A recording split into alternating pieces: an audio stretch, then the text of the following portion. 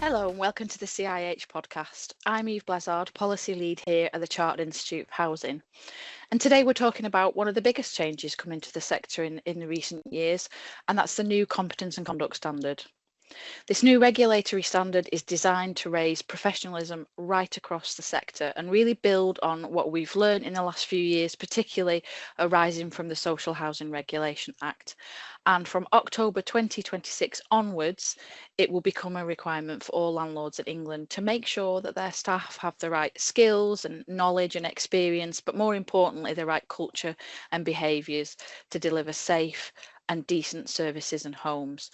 So it is a change that affects everyone, and it isn't just about qualifications, it's about culture and competence and the kind of service residents expect and need from the sector. So to unpack what all of that means, I'm joined by two fantastic guests, Venetia Knight, Head of Professional Services here at the Chartered Institute of Housing, and Azi Jacqueline, our awarding organisation manager here at CIH. Venetia, Azi, thank you very much for joining us. Morning. Good morning. Yeah. Morning. So I think if we start with trying to understand what the standard is, so maybe if I come to you, Venetia, if I start with, for those that are still trying to get to grips with what this is, what exactly is the Competence and Conduct Standard, and why does it matter so much to the sector, particularly in terms of the workforce? Yeah, thanks, Eve. So the Competence and Conduct Standard, I don't know if you haven't heard about it, I don't know where you've been, but is a piece of legislation that was brought in, and the decision was made that it's a regulatory requirement for social housing providers to raise professional standards, improve the culture as well, and ensure that tenants are treated with respect and listened to. And it was created mainly in response to Grenfell, which the inquiry heard that there was a lack of training, there was poor behaviour in the sector, and they were ignoring residents, which contributed then to major failures. So it's a positive thing. It's a positive step. It's definitely not all about qualifications. It's the whole package, and it's important that the sector embraces this and goes forward with it. So there's quite a few things that they need to be able to do and prove.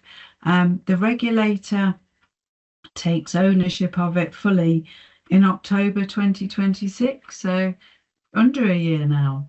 And that's when they'll start to enforce it and make sure that people in the sector are abiding by it and doing everything that they can. And as I say, the main thing was that people weren't being listened to that should be. Yeah, and you mentioned culture there. Yeah. And we are definitely going to talk about qualifications, but I think it's really important point to just highlight that culture, that this isn't just about a tick box exercise, is it? It's really sort of changing, and that's what I was picking up on what you were saying there. It's changing how we behave as a sector, and how we build trust with residents again. Yeah. I think that was very clear from what you said. Yeah, definitely. Having said that, as the awarding organisation, qualifications, it is a huge part of that, and be a huge part how people build their knowledge and their reflection. So, Azi, I was going to come to you here. Can you explain a bit more about what our role is in that, in terms of being an awarding organisation, and a little bit more about how the qualifications fit into this sort of new standard and framework? Yeah. So as the manager of the awarding organisation, I've always been keen for our professionals to become qualified. I think they should be proud to work in the sector. They should have ambitions to be suitably qualified, and that sort of aligns with that cultural shift that we need. Here in the awarding organisation, we've been really busy making preparations to support the sector with the implementation of the standard.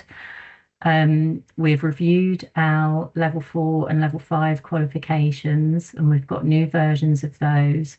We've got 4 level 4 qualifications at the moment that meet different specialisms in the sector, so that we can cater for people that work in different aspects of social housing and support them. All of our qualifications are regulated and they've all been mapped to the content requirements of the Competence and Conduct Standard. So everyone in the sector should find something that's suitable for them to support them in gaining that housing knowledge and supporting this change.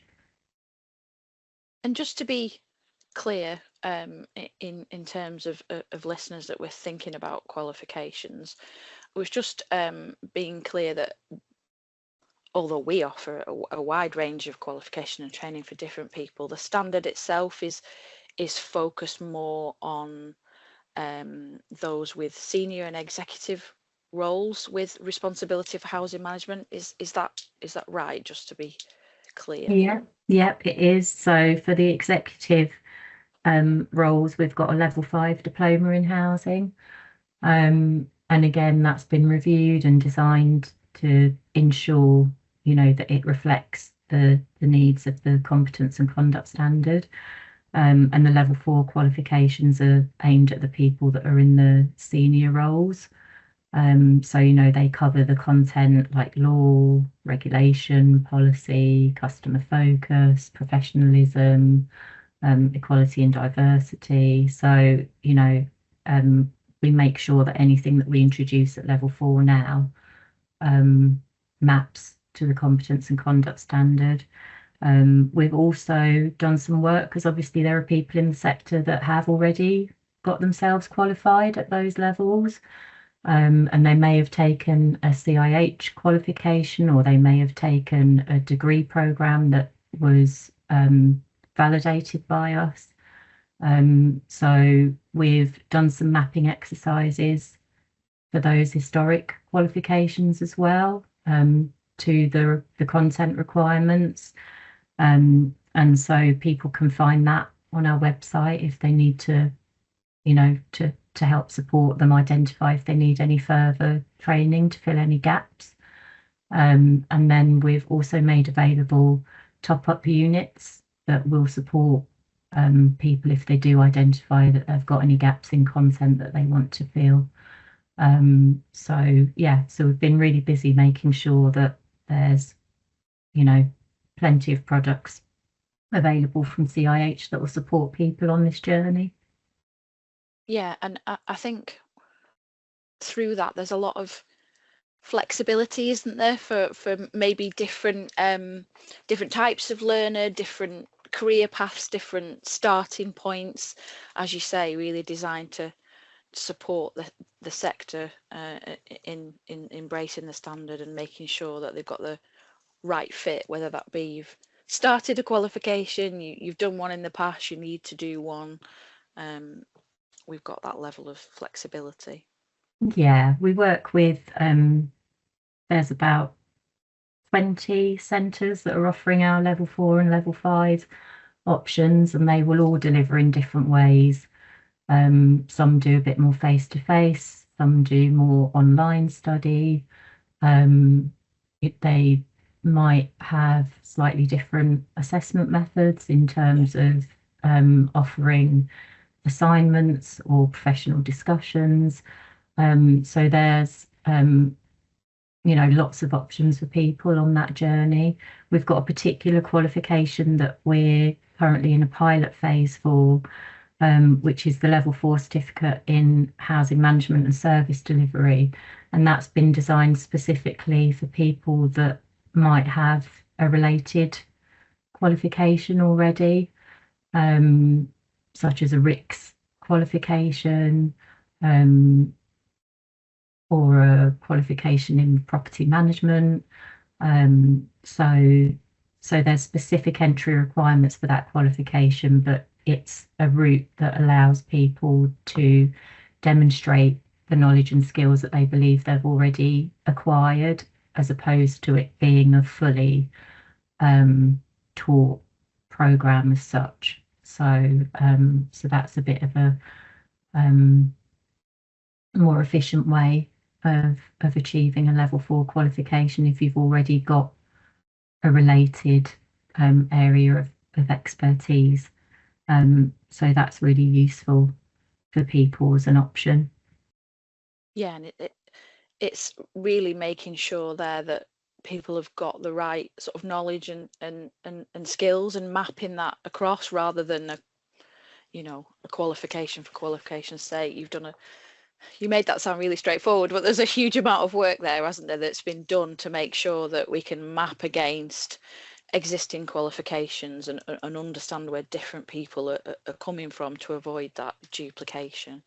Yes, indeed. Yeah, I mean, if I can just say that, I mean, yeah. what the organisations need to do is not just think, oh, I need to put everybody on a level 4 or level 5 qualification. It's not about that. So what they need to do, first of all, is do a skills analysis of who works in their organisations, so that they can see who has got qualifications, who needs to be qualified, because not everybody does. So ensure that everybody's got the right skills, knowledge, experience, but also their behaviours. So, have they got the right mindset? Are they going to work ethically? Because that was part of the Grenfell situation. Then put together a comprehensive workforce development plan and policy, so that they can prove to the regulator that they've done the background work, because that's what they'll be looking for. Have you got this policy in place so that people do know where they're starting and how they can progress as well in the sector? Put in place performance reviews, but improvement processes as well for those people that maybe have gaps. So they could do top-up units, as Azi said, that the awarding organisation's offering. Or it might be a training course that they need. Again, that's something that CIH training department can help with. So, it's about that. Make sure that they've got their own code of conduct. And again, as a starting point, you could look at CIH's code of conduct, because that will meet the standard. But I wouldn't say take it and plagiarise it and use it, but make it relevant to your organisation. Importantly, though, again, back to Grenfell, make sure these organisations are working with tenants. So make sure they've got a tenant voice in everything they're doing. And make sure then that those that need the qualifications do them, and they do them, start them sooner than later. Don't wait till October 2026. Now's the time to get on board and start making these changes. So, organisations can be doing things now and should be doing things now. And it's not, as I say, all about the qualification. It's about their ethos, their code of conduct. Also within CIH, you've got the professional standards toolkit on the website, which is free, and it will identify then areas that people might need to improve on that are not necessarily qualification related. But again, part of competence and conduct is professional development. So everything that people are doing in the sector now needs to be kept, recorded, highlighted, so that when the regulator audits them, they've got evidence of how they're trying to improve or maintaining if they're already at that standard. Not everybody's bad. What happened at Grenfell was a major disaster, but the sector isn't all bad. There was things there that went wrong, and we just need to make sure that they don't again. Yeah, and I did notice when we finally sort of got the sort of final sort of framework and wording of the standard, that I noted the use of the term scrutiny was purposely in there, so that residents can have that sort of oversight and influence of understanding, like you say, not just here's a list of qualifications, but understanding how is the culture of that organisation shifting, and where do they sit in terms of that. So you talked there about some of the wider requirements. So it would be the qualifications for the more senior staff, a written workforce policy, and a code of conduct, and then that sort of tenant oversight. And you did start to touch on this there, Venetia. I was just wondering what do you think are the type of things now that organisations should be doing to make sure they're getting ready? Because you said don't wait for next year, start now. So what kind of things do you think, I was just wondering what both of you thought about what kind of things do you think providers should be looking at now? Where do they start? Well, I mean, if I worked in a housing association or whatever kind of organisation relevant to social housing, because remember this is social housing, then I'd begin with identifying who my staff are, first of all, and then doing the skills and knowledge analysis. So going out to my teams, going out to the staff, what have you got currently? What qualifications have you got? What CPD have you done in the past year? Because it's not all about qualifications, and mapping it out so I can clearly see my whole organisation, who's got what, where are the gaps, but also then putting together so this development policy, making sure it's not a one-off exercise. This has got to be something that becomes part of routine, and is reviewed and updated, but make sure that you've got improvement processes in there. So have some ideas about what needs to be changed,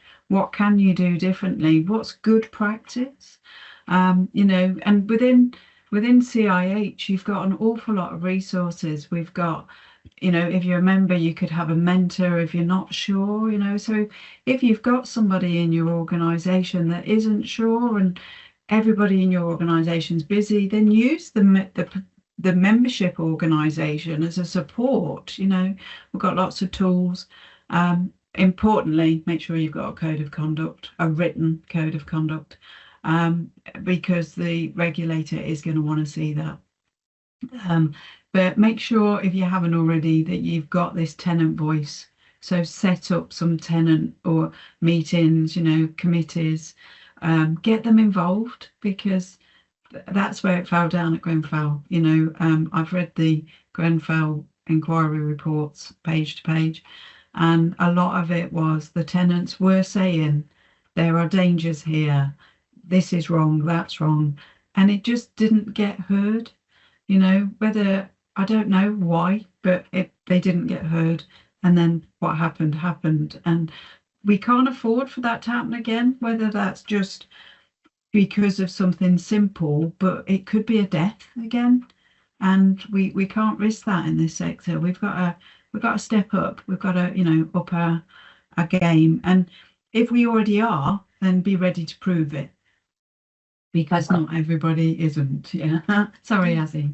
Sorry, interrupting. I thought you'd finished. That's all right. I've got some practical tips as well to add. So obviously, if you have got a lot of people in your organisation that have gaps and are going to need to have some additional qualifications or top up training, then I think look at budgeting over the period that's been given to bring these changes in, so that you can plan for people studying across the number of years.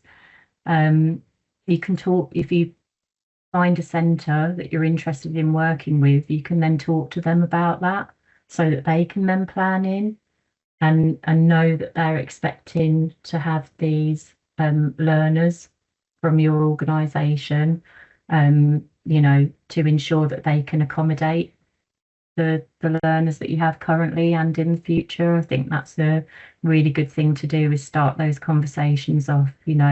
Find a centre that you want to work with and make sure they understand what your needs are from them, so that they can start planning as well. I think we should be positive about the change. It should be welcomed. It's a way of supporting colleagues to support residents and tenants and improve the experience of living in social housing. There shouldn't be doom and gloom around this. It's a really positive move in the right direction. in terms of changing culture and improving services. Definitely. And as you just said, it's planning. So if you remember, it comes into force October 2026. That's when the regulator will start to act on it, kind of thing. But you have got 3 years if you're a large landlord, so 1,000+ homes, and 4 years for those smaller ones. So, and not how everybody has to be qualified. It's about being registered to be qualified. But of course, the sooner you get on board, the sooner you'll become qualified. And also, centres have only got X amount of capacity. So, they won't be able to meet everybody's needs on day 1 of October next year. So plan it in to start, as Azi said, start talking to the centres. The centres are on our website. So, if you live somewhere or your organisation somewhere, you could have a look and think, they're the closest, let's talk to them first. So, it's about putting things into place now, putting a plan into place and starting it if you can, and budgeting, like Azi said. This is going to cost money. But at the end of the day, lives were lost because of what happened at Grenfell, and you can't put a money value on that. But also, we can make the sector more interesting and exciting, and people younger might want to think, do you know what? That looks like a really good career path there. And we've got career paths, but we don't shout about them in this sector. I'm not from the social housing sector. I've worked in housing before, but not social housing. And we don't make it a sexy, exciting environment to come into, but it is. You're making differences to people's lives. Somebody's so grateful when they suddenly get a home that they feel safe in, and that's what social housing does. And, let's make it that environment that people want to come to. I think that's a really important point there of coming back to. I was going to come to workforce and recruitment later, but that's a great point to pick up on, where trying to frame us and understand our position in terms of when you look at, say if I pick social work, as there's a very clear sort of qualification, and people really look at that as an admirable vocation, and I know I'm going to go and study and I get this at the end and I do. But the type of work that we're involved, well, it's vast. But say if you took a housing officer, it's not necessarily a million miles away from the same kind of impact and benefit and issues that you're dealing with there. That, like you say, that maybe people haven't quite seen as that kind of career option, in a way that they're very clear about going and qualifying as a nurse or a social worker, or even, like we were talking about, different types of qualification as a chartered surveyor, as whatever all these other sort of paths that you take a vocational qualification and go into.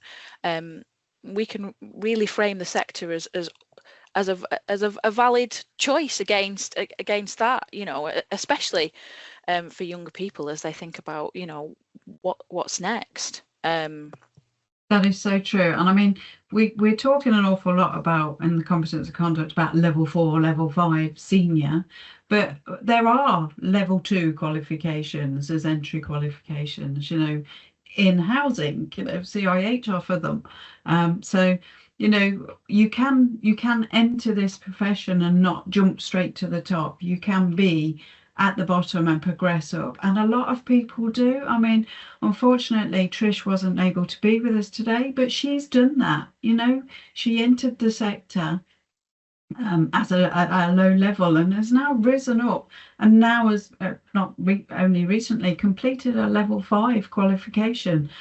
She's an example to everybody, but she's not the only one. There are other people in this sector that are doing the same thing, and we need to shout about it more. The Competence and Conduct Standards highlighted errors at the top of the tree, but let's get people interested in coming in at the bottom and working upwards. and getting those qualifications and helping people. Because, as you said, social workers, that's what they do. That's who they are. But so are people in social housing. It's not about giving somebody a flat to live in. There you go, bye. It's the whole thing. It's making sure that people feel safe, respected, and everything else. And that's what's good about the Competence Conduct Standard. That it's going to enlighten that for everybody. Yeah, I'm really hoping that it generates a cultural shift, where it is just the expectation that once you start working in the sector, you get qualified to work in the sector, or even that you get qualified because you want to join the sector. I was involved many years ago in the change when, would you believe, childcare workers didn't have to be qualified. And people wouldn't dream of that now. It's because that's changed, the expectations changed. And if you work in social housing, you're looking after what I see is the single most important thing in somebody's life, and that's the roof over their head. Yeah. That's a big responsibility, and the expectation is that you should be suitably qualified to do that. And tenants, there's a huge expectation on tenants nowadays. That tenants and residents need to be involved in feedback, boards, consultations, co-production in some organisations. As volunteers, they're giving up their own time to sometimes be involved with really technical content. And it's a reciprocal thing, isn't it? It's like that they're willing to give up their time. And so now we need some of our senior executives, senior staff to give up their time to invest in getting a social housing qualification. Very true. And I think it's so much more than a qualification. Just to come back to what you were saying there, Venetia, I know you were talking about Trish. For anyone that doesn't know, I entered the sector from criminal justice and entered very much at an officer level and felt, oh my goodness me, I don't understand. I don't know what all of this is like. And I never envisaged going back. I didn't want to go back to university at all. I'd left that behind, and it's way back when, but it was an accredited course, and then ended up eventually doing my doctorate, which for a working class girl from Chorley that was a housing officer, I'd never ever thought that was really a path for me. Yeah. But when I did my level 5, it just really opened my eyes in terms of the role of housing and understanding where politics and policy sit, and I learned a lot about myself and my own background, and I think that's how it does really tie into culture.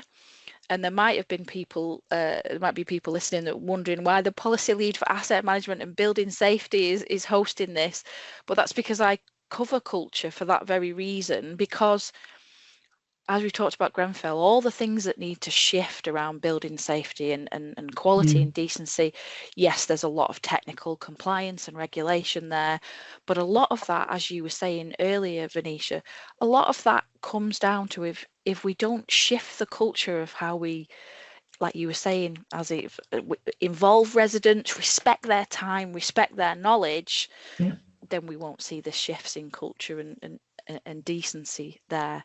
So if I take myself back, Azi, to when I was a housing officer and felt that there was this whole world of qualifications and knowledge, and I wanted to, as an individual learner, and I was thinking, right, okay, I want to develop, I want to think about maybe where do I start?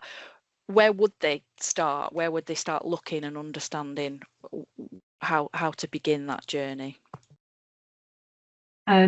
So on our website, we do have a list of all the qualifications, and that gives all of the content in those qualifications, so they can look and see, what interests them really. Look at the size of the qualification, the content of the qualification. We've also got a special competence and conduct standard page in our knowledge hub, and that helps guide people a bit more in terms of them finding which route is best for them. Talk to people. There might be other people in their organisation that have already studied, or in their network, or that they know on LinkedIn. You know, ask questions, find out what other people's experiences were like on different qualifications. But yeah, at the end of the day, it's take action, really, isn't it? Got to take that first step. Got to be brave. Like you say, Eve, it can be a bit scary when you're in work and you've got to invest that time and undertake new learning again. But yeah, just got to be a bit brave, I think. And just sort of going a little bit wider than that, we did touch on it before about our own sort of code of conduct and all the different things that we're doing. How does it tie in maybe with our wider work on professional standards? And I suppose why should listeners consider membership alongside the qualifications as well? What's that sort of wider offer that helps the sector get ready for the standard? Yeah, well, the CIH professional body, we're very closely linked to government for a start off, so we're the ones who usually know the information before it's kind of released generally. So everything we do is around making sure that this sector is going in the right direction, it's going to meet everything. In particular to the Competence Conduct Standard, you've got the toolkit there, anybody can use. You need an email address, and you get a report from it which will identify areas that you might need to improve, the 7 areas. But also from that, you've got the knowledge hub, so that's sitting there. We do podcasts, we do webinars, we do events. Some things are free, if you remember, so you know they're open to everybody. Some things are locked down that only if you're a member you can get access to. Also, if you're a member, you have got access to mentors, people like that. So people, especially as Azi was saying, if you don't know where to start, maybe a mentor might be the right way if your organisation is small and they haven't got capacity to help you. So being a member of CIH, you get all of this. You get newsletters, and you've just got access to us. You know, we're a very open membership organisation, so there isn't anybody. Gavin, the CEO, will take your email if you want to write to him. You know, so yeah, we're about making things better in the sector. And I mean, if I could just say, I think, you know, the CNC was brought in about making us a respectful sector, making it more professional, making us accountable for what happened and putting things right. And that tenants really do deserve to be listened to and supported. And that the Competence and Conduct Standard should be seen as a foundation of what's good in our sector in social housing. And if you're not quite meeting that standard yet, then make sure you are, and that, you know, we get there and we maintain it. It's not about, you know, everybody being qualified at a certain point, October 2026. It's not. This is the beginning, and let's make it better and stronger, and let's listen to tenants in particular. So we have been, and we're very clear that we're very positive and optimistic about the standard, but there will be listeners that have some concerns maybe about capacity and time and costs, and there might be providers that are worried about how would they manage it. So from our side, from CIH's side, what maybe is our message to boards and senior leaders that are at this very moment kind of weighing up how best to manage that and approach some of that? It's about planning. You know, as we say, not everybody's got to be qualified. People have got to be registered within the 3 years from October next year if you're a large organisation. So it's about planning. It's about budgeting. there may be ways that funding will come up as this grows. Then we are closely linked to government. So, if we notice that as a sector we're struggling financially to meet this target, then CIH will have a voice to be able to talk to government and say, is there any financial help that can be given? Apprenticeships have been opened as part of this. So, if you've got the right people and they're eligible, then maybe an apprenticeship's the route to go, because then it could be funded from the levy. So, it's about being sensible, looking at the options that are there. There's an awful lot of information on CIH's website. There's a competence and conduct area within our website. There's frequently asked questions, and we're constantly updating it with information. So it's about being aware, talking to people as well, networking, talk to other people in the sector. How are they doing it? What's good practice that they're bringing forward? And maybe it's something you can bring in. It's not about leaving the sector. And we've heard that a lot of senior people are thinking maybe it's time to get out of the sector. That's not the right approach, really. They've got an awful lot of knowledge. If they haven't got the qualification, enroll, get it, talk to us, see which is the best route for them. The pilot that we've got running might be the option. But don't leave the sector, because you're probably needed. That you might not have the right qualification, but become qualified and help the sector. That's what I would say. Yeah, because the qualification is just sort of solidifying that experience and skills and knowledge, isn't it? It's not this sort of separate separate thing that you have to start again. It's just about that formal recognition of all that experience. And I was just wondering, Azi, if there's anything you wanted to sort of say on that, some of the concerns around sort of challenges and capacity and time. Yeah, I mean, there's no getting away from it, is it? That's a potential issue. But what we tried to do in the awarding organisation is offer a variety of products that will suit anybody's needs. The qualifications are unitised, so usually the way that they're delivered, you're usually achieving a unit at a time, which, if there's something going on at home, as happens sometimes, there's the potential to pause and then come back, once that's resolved. So, like I say, there should be enough variety, and the centres deliver in a variety of ways as well to suit everybody's needs. Yeah, and I think that what we've talked about there in terms of flexibility and honesty, and we've talked a lot about honesty and transparency and listening to residents, but the other side of it is that as an organisation, we very much want to work with and listen to the sector, and as Venetia was saying, feed that back. And that's a big part of what my team does in terms of policy engagement, as well as helping the sector implement new policy and regulation. It goes the other way, that we're very much here, whether that's you want to share what you've learned with good practice in a podcast or a webinar, but also then feeding that back in terms of, like we say, if there are some challenges there, okay, then how do we work around those challenges, and how do we feed that back?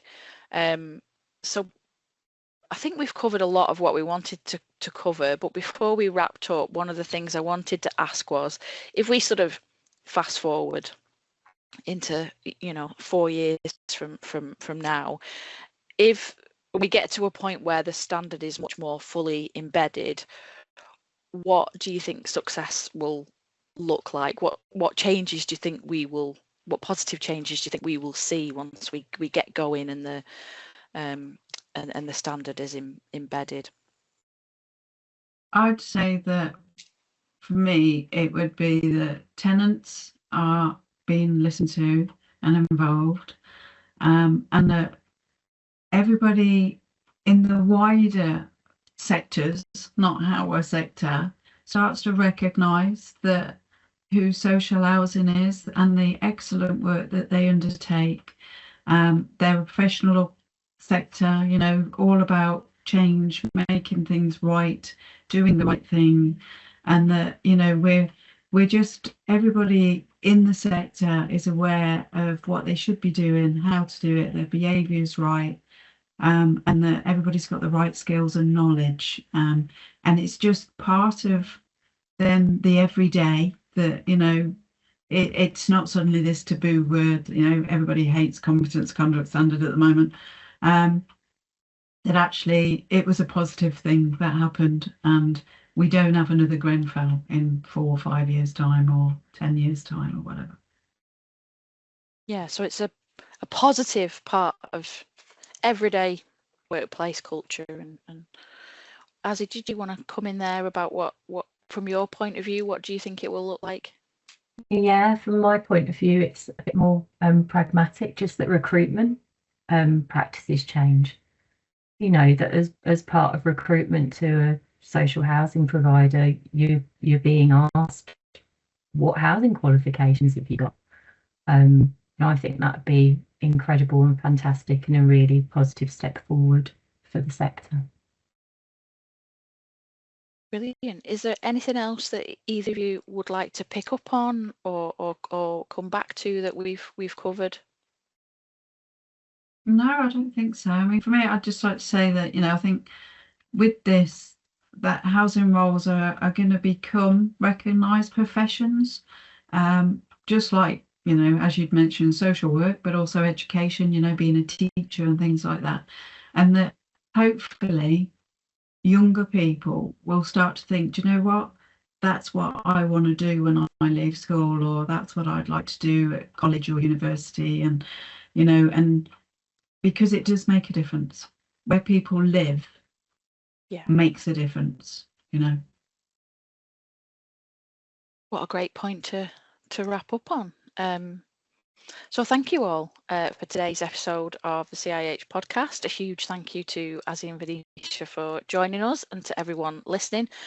As we've said, if you want to find out more about the standard, we have so much on our website, from a what you need to know guide, but then also you can have a look at all the different offers around qualifications and training and self-assessment, and all sorts of endless different resources that will really help you and your organisation prepare. And as we've sort of said, we're really open for you to reaching out if there's something you want to explore, or there's something you want to share with us. So thank you very much to our guest on today's podcast, and thank you for listening. Tune into our next podcast on our website or our YouTube channel. Thank you. Thank you.